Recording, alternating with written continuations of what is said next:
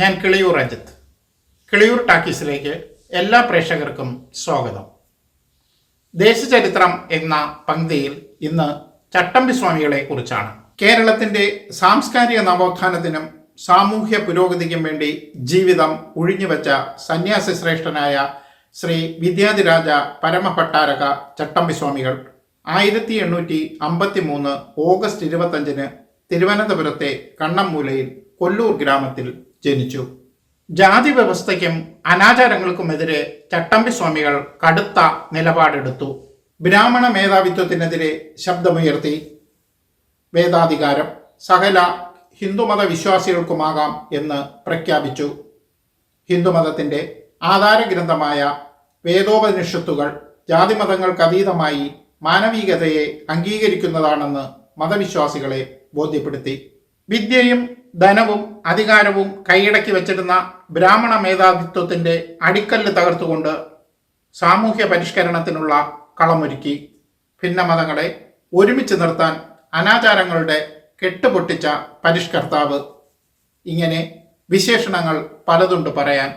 ചട്ടമ്പി സ്വാമികളുടെ മൂലകുടുംബം തിരുവനന്തപുരം ജില്ലയിലെ മലയിൻകീഴ് മച്ചേൽ കുളങ്ങരക്കോണത്ത് വേനിയത്ത് തറവാടാണ്. നെയ്യാറ്റിൻകര കാട്ടാക്കട താലൂക്കുകളുടെ അതിർത്തിയിലാണ് മച്ചേൽ കുളങ്ങരക്കോണം. വേനിയത്ത് വീട്ടുകാർ വളരെ ദരിദ്രരായിരുന്നു. അതുകൊണ്ട് തന്നെ ഈ വീട്ടുകാരായ കുഞ്ഞിപ്പെണ്ണും അനുജത്തി നങ്ങമ്മയും വീട്ടുജോലിക്കായി തിരുവനന്തപുരം കണ്ണമ്മൂലയിലെ കൊല്ലൂർ മഠത്തിലെത്തി. ഇതിനടുത്തുള്ള ഉള്ളൂർക്കോട്ട് വീട്ടിൽ താമസിച്ചുകൊണ്ടാണ് കൊല്ലൂർ മഠത്തിൽ ജോലിക്കെത്തിയിരുന്നത്. അക്കാലത്ത് കൊല്ലൂർ മടമ്പഹ ദേവീക്ഷേത്രത്തിലെ ശാന്തിക്കാരൻ താമരശ്ശേരി വാസുദേവ ശർമ്മയായിരുന്നു. തുടർന്നാണ് നങ്ങമ്മ പിള്ളയുമായി ശർമ്മ സംബന്ധത്തിലേർപ്പെട്ടത്. ഇതിൽ ജനിച്ച കുഞ്ഞാണ് പിന്നീട് ലോകമറിയുന്ന സ്വാമികളായി മാറിയത്. കുഞ്ഞൻ എന്നും അയ്യപ്പൻ എന്നും പേര് പിടിച്ചെങ്കിലും ലോകമറിഞ്ഞത് ചട്ടമ്പി എന്ന സ്ഥാനപ്പേരിലൂടെയാണ്. വിദ്യാഭ്യാസം നേടാൻ പണം ഒരു തടസ്സമായിരുന്നു. എന്നാൽ അതിരുകടന്ന ബുദ്ധിവൈഭവം സ്വയം അറിവാർജിക്കാനുള്ള കരുത്ത് പകർന്നു. കൊല്ലൂർ മഠത്തിലെ സംസ്കൃത അധ്യാപകൻ ശാസ്ത്രികളായിരുന്നു പ്രഥമ ഗുരു. പിന്നീട് പേട്ടയിൽ രാമൻ പിള്ളയുടെ പള്ളിക്കൂടത്തിൽ ചേർന്ന് കണക്കും തമിഴും സംഗീതവും പഠിച്ചു. ഇവിടത്തെ പഠനത്തിനിടയിലാണ് ചട്ടമ്പി സ്ഥാനം ലഭിച്ചത്. മോണിറ്റർ എന്ന സ്ഥാനമാണ് തെക്കർ ചട്ടമ്പി എന്ന പദം കൊണ്ട് ഉദ്ദേശിച്ചിരുന്നത്.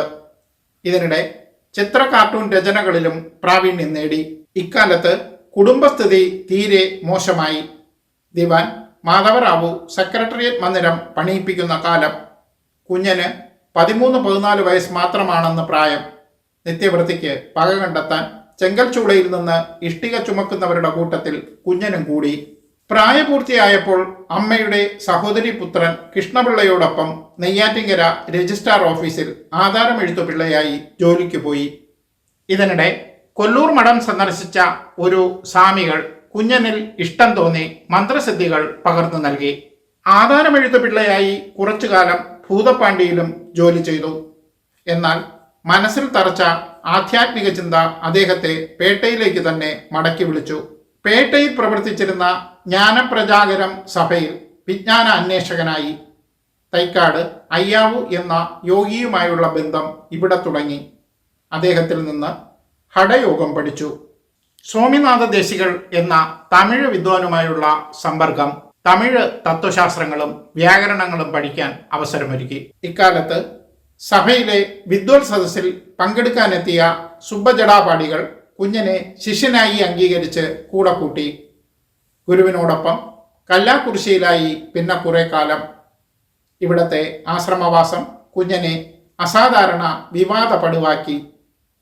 ഇവിടെ നിന്നുള്ള യാത്ര ദക്ഷിണേന്ത്യയുടെ പല ഭാഗത്തേക്കും നീണ്ടു. ഈ യാത്രയിലാണ് ഇസ്ലാമിക പഠനം നടത്തിയത്. തുടർന്ന് മരുത്വ മലയിലെ ഷൺമുഖ പടിവേൽ എന്ന ആത്മാനന്ദ സ്വാമികളുമായുള്ള കൂടിക്കാഴ്ച കുഞ്ഞനെ യോഗാഭ്യാസിയാക്കി. ചാന്നാർ സമുദായത്തിൽ ജനിച്ച ബ്രഹ്മശ്രീ ഷൺമുഖ പടിവേൽ സ്വാമികളിൽ നിന്നാണ് കുഞ്ഞൻ ചിന്മുദ്ര രഹസ്യം പഠിച്ചത്. പിൽക്കാലത്ത് ഈ വിദ്യ ചട്ടമ്പി സ്വാമികൾ സ്വാമി വിവേകാനന്ദന് വെളിപ്പെടുത്തി കൊടുത്തു. ഉപനിഷത്തുകൾ, മന്ത്രഭേദങ്ങൾ, വാദമുറ, ദർശനങ്ങൾ, യോഗമാർഗങ്ങൾ, ആസനങ്ങൾ, വസ്തുവിധി, ബന്ധമുറകൾ, ദൗതികൾ എന്നിവയെല്ലാം ഇക്കാലത്തിനിടയിൽ സ്വാമികൾ മനഃപ്പാടമാക്കിയിരുന്നു. ബ്രാഹ്മണർ ഒളിപ്പിച്ചതെല്ലാം പുറത്തെടുക്കാനായി പിന്നത്തെ പരിശ്രമം. എട്ടര യോഗത്തിൽപ്പെട്ട കൂവക്കര മഠത്തിലെ ഗ്രന്ഥശേഖരം മുഴുവൻ വശത്താക്കി. കുഞ്ഞന്റെ സാമർഥ്യം നേരിട്ട് മനസ്സിലാക്കിയ മഠത്തിലെ കാരണവരാണ് വിദ്യാധിരാജൻ എന്ന ബഹുമതി നൽകിയത്. ക്ഷേത്രപൂജ, ബിംബപ്രതിഷ്ഠ, ഭൂതബലി എന്നു തുടങ്ങി നിരവധി മന്ത്രതന്ത്രങ്ങൾ ഈ മഠത്തിലെ ഗ്രന്ഥപുര പകർന്നു നൽകി. പിന്നീട് പടിവീശ്വരത്ത് വെച്ച് കണ്ടുമുട്ടിയ ഒരു സിദ്ധനിൽ നിന്ന് ലഭിച്ച അനുഗ്രഹമാണ് കുഞ്ഞനിൽ സിദ്ധി ഉണർത്തിയത്.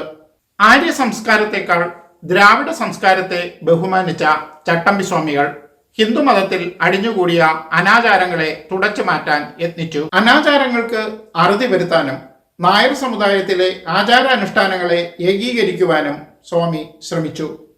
ഇതിനായി ആചാര പദ്ധതി, ദേവാർച്ചന പദ്ധതി എന്നിവ നടപ്പാക്കാൻ ശ്രമിച്ചെങ്കിലും ബ്രാഹ്മണ പൗരോഹിത്യം വിലങ്ങുതടി സൃഷ്ടിച്ചു. ഉച്ചനീചത്വത്തിനെതിരെ ശബ്ദമുയർത്തിയ സ്വാമികൾ നായർ ഈഴവ ബന്ധം ദൃഢമാക്കി. ഒരു മതത്തിനുള്ളിൽ രണ്ട് ധ്രുവങ്ങളിൽ സഞ്ചരിച്ച നായരെയും ഈഴവരെയും സൗഹൃദത്തിന്റെ പാതയിലെത്തിച്ചത് അയണിയൂർ സംഗമമാണെന്ന് പറയാം. ചട്ടമ്പി സ്വാമികളും ശ്രീനാരായണ ഗുരുദേവനും തമ്മിൽ ആദ്യമായി കണ്ടുമുട്ടിയത് അയണിയൂർ ക്ഷേത്ര സന്നിധിയിലാണ്. ആ ബന്ധം ദൃഢമായപ്പോൾ ചരിത്രം തന്നെ മാറിമറിഞ്ഞു. ക്ഷേത്രപ്രവേശന വിളംബരത്തിന് പിന്നിൽ പ്രവർത്തിച്ച ശക്തിയും ചട്ടമ്പി സ്വാമികൾ തന്നെ. കേരളപ്പിറവിയുമായി ബന്ധപ്പെട്ട പരശുരാമ കഥ ബ്രാഹ്മണ മേധാവിത്വം അരക്കിട്ടുറപ്പിക്കാനുള്ള കള്ളക്കഥയാണെന്ന് ആധികാരികമായി തെളിയിച്ചുകൊണ്ട് കേരളത്തിന്റെ ചരിത്രം രചിച്ച സ്വാമികൾ നിരവധി പുസ്തകങ്ങളിലൂടെ പണ്ഡിത മനസ്സ് തുറന്നു. പ്രാചീന മലയാളം, വേദാധികാര നിരൂപണം, അദ്വൈത പഞ്ചരം, ക്രിസ്തുമത ചേതനം, ക്രിസ്തുമത സാരം, സർവമത സാരസ്യം, മനോനാശം, ദേശനാമങ്ങൾ, ശരീരതത്വ സംഗ്രഹം, തമിഴകം, ആദിഭാഷ, അദ്വൈത ചിന്താ പദ്ധതി, ജന്തുകാരുണ്യ നിരൂപണം, പ്രപഞ്ചത്തിൽ സ്ത്രീ പുരുഷന്മാർക്കുള്ള സ്ഥാനം എന്നിവയാണ് അദ്ദേഹത്തിന്റെ പ്രധാന കൃതികൾ. ചട്ടമ്പി സ്വാമികൾ രചിച്ച അപൂർവ ചികിത്സാവിധി എന്ന ഗ്രന്ഥം അടുത്ത കാലത്ത് ഇരിങ്ങാലക്കുട നിന്നും മോക്ഷപ്രദീപ ഘട്ടനം എന്ന കൃതി പന്നിശ്ശേരിയിൽ നിന്നും കണ്ടുകിട്ടുകയുണ്ടായി. ദ്രാവിഡ ഭാഷാശാസ്ത്രത്തിലും സ്വാമികൾ ഗവേഷണം നടത്തി. ദാർശനിക സാമ്പ്രദായത്തിലായിരുന്നു പ്രതിപാദന രീതി. ആശ്രമമില്ല, കാഷായ വേഷമില്ല, കമണ്ടലുമില്ല. എല്ലാ പ്രകാരത്തിലും അസാധാരണനായ ഒരു തപോധനൻ. ജഗദ്ഗുരുവും ശ്രീലശ്രീയുമൊക്കെയായി സ്വാമിമാർ വിരാജിക്കുന്ന ലോകത്ത് സ്കൂൾ പഠനകാലത്ത് വീണ് കിട്ടിയ ചട്ടമ്പി എന്ന പേര് ജീവിച്ച ഒരു അത്ഭുത ബ്രഹ്മജ്ഞാനി. സ്വാമി വിവേകാനന്ദൻ വിശേഷിപ്പിച്ചതുപോലെ ഒരു റിമാർക്കബിൾ മാൻ. ചട്ടമ്പി സ്വാമിക്ക് തുല്യനായി ചട്ടമ്പി സ്വാമി മാത്രം. 1924 മെയ് 5 സർവജ്ഞനായ ആ പരിപൂർണ കലാനിധി പന്മനയിൽ സമാധിയടഞ്ഞു. മറ്റൊരു ദേശചരിത്രവുമായി വീണ്ടും കാണാം. നന്ദി, നമസ്കാരം.